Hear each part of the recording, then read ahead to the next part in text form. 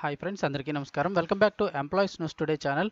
ఉద్యోగులు, టీచర్లు, పెన్షనర్లకి సంబంధించిన లేటెస్ట్ అప్డేట్స్ అన్నీ కూడా ప్రతిరోజు మన ఛానల్ ద్వారా తెలియచేయడం జరుగుతుంది. మరొక ఇంపార్టెంట్ అప్డేట్తో మీ ముందుకైతే రావడం జరిగింది. ముఖ్యంగా ఉద్యోగులకు సంబంధించిన సమస్యలపై బొప్పరాజు సంచలన ప్రకటన అయితే చేశారో ఆ వివరాలు తెలుసుకుందాము. వీడియో పూర్తిగా చూసి ఛానల్ సబ్స్క్రైబ్ చేసుకోండి. వివరాల్లోకి వెళ్దాం. ఉద్యోగులు భయపడిపోతున్నారు, బయటకు వచ్చిన సంచలన నిజాలు. ఉద్యోగులంతా భయపడిపోతున్నారంటూ బొప్పరాజు సంచలన వ్యాఖ్యలు చేశారు. వివరాలు చూస్తే ఏపీ ప్రభుత్వం 12వ పీఆర్సీ అమలు వరకు కూడా ఐఆర్ ప్రకటించాలని ఉద్యోగ సంఘాలు అయితే డిమాండ్ చేస్తున్నాయి.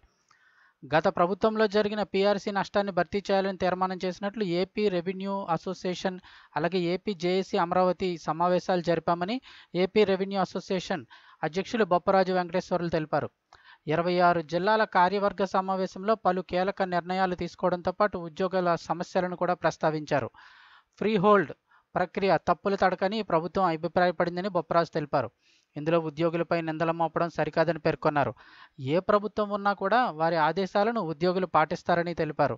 ఉద్దేశపూర్వకంగా తప్పు చేసిన ఉద్యోగులపై మాత్రమే చర్యలు తీసుకోవాలని బొప్పరాజు పేర్కొన్నారు. ఇక రాష్ట్ర రెవెన్యూ సదస్సులను విజయవంతం చేస్తామన్నారు. రెవెన్యూ ఉద్యోగులతో అనేక విభాగాల పనులు చేయిస్తున్నారని బొప్పరాజు అన్నారు. ఇక అలాగే భద్రత ఉందా? పురాతన శాఖ రెవెన్యూ శాఖలో అనేక రికార్డులు ఉన్నాయన్నారు. ఆ రికార్డులను భద్రపరిచే వ్యవస్థ నేడు ఉందా అని ప్రశ్నించారు.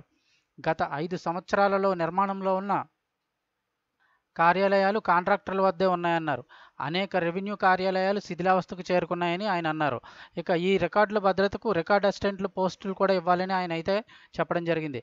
ఇక 10 ఏళ్లుగా అడుగుతున్న ప్రభుత్వాలు పట్టించుకోవడం లేదన్నారు. అసలు రెవెన్యూ కార్యాలయాలకు ఒక వాచ్మెన్ కూడా లేరని అయితే అన్నారు.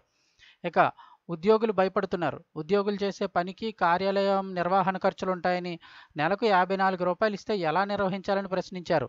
వీవీపీలు వస్తే లక్షల రూపాయలు బడ్జెట్ అవుతుందని, అదంతా ఎక్కడి నుంచి తేవాలని నిలదీశారు.